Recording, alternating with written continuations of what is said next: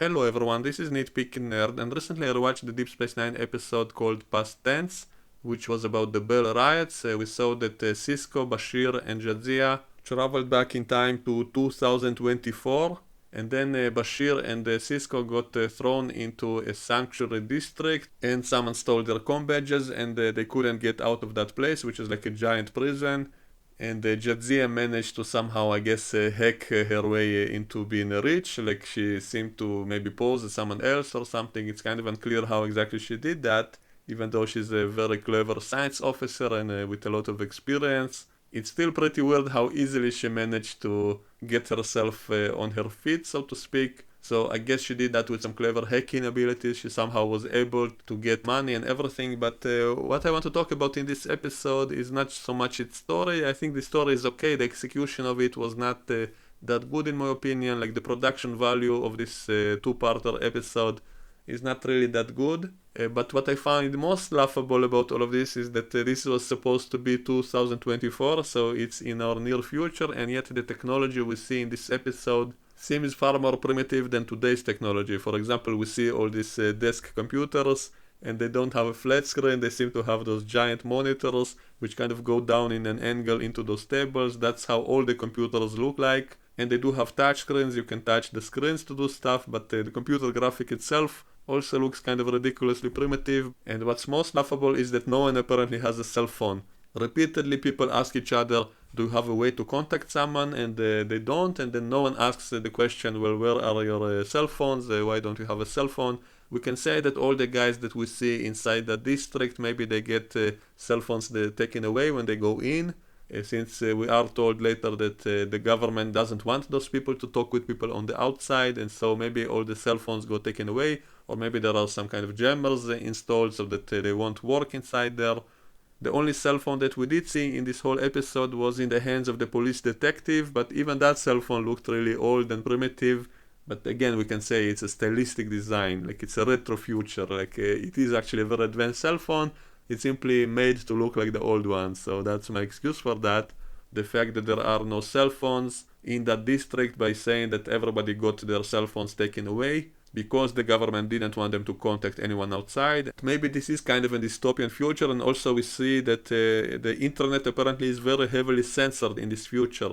We see that people cannot simply go online. They have to log in with someone's ID card and someone's password, and that's why they demand one of the guards to help them log on to the net. They call it the net. And the people inside the district simply wanted to tell their stories to people outside of it, and so that's why they needed to be logged on, and then the government cuts them off. And then only thanks to Jadzia talking with that guy into letting them use his network company to allow them to talk to the public, that's the only way they could have done that. That kind of begs the question how the original timeline achieved that. And I think Cisco speculated that Gabriel Bell himself somehow did that. Maybe he was some kind of a big shot programmer, a hacker before he was put in the district, and so he used his technical skills, or maybe he also had some friends on the outside that allowed him to do that in the original timeline. But after Cisco replaced him, after he got killed, he wasn't able to do that even with his 24th century knowledge, and so that is kind of curious how exactly did the things go in the original timeline. But in the timeline that was created, it was thanks to that friend of Jadzia who allowed those people to let their voices heard outside of the district. It's very hard to imagine the internet getting completely censored like this, but in some ways it is a little bit prophetic, because there are all kinds of clues that the internet is indeed becoming much more censored. Especially social media is able to deplatform people only for their political views, for example, and people getting banned from YouTube, from Facebook, from Twitter, just because they said something, just because they picked a political side. So theoretically, it is possible that someday, if this continues to deteriorate, maybe we will have total censorship of the entire internet. It's kind of hard to imagine people won't find ways to bypass that, but if all the governments really collude with each other to truly censor the internet fully, I guess it might be possible. So the future we see in that episode technically might still happen, might still be possible exactly the way we saw it. As for the designs of those computers, maybe it's kind of a stylistic choice. Maybe some company was cheaply selling those kinds of computers and so everybody bought them. But my favorite excuse, as I said, is that this was basically a different timeline to the one that we have, and obviously very soon we will reach this year and these events will not happen. And so we will need some excuse for that, and the best excuse is that the past of the Star Trek universe is basically all alternate timelines in parallel universes and not really our own reality.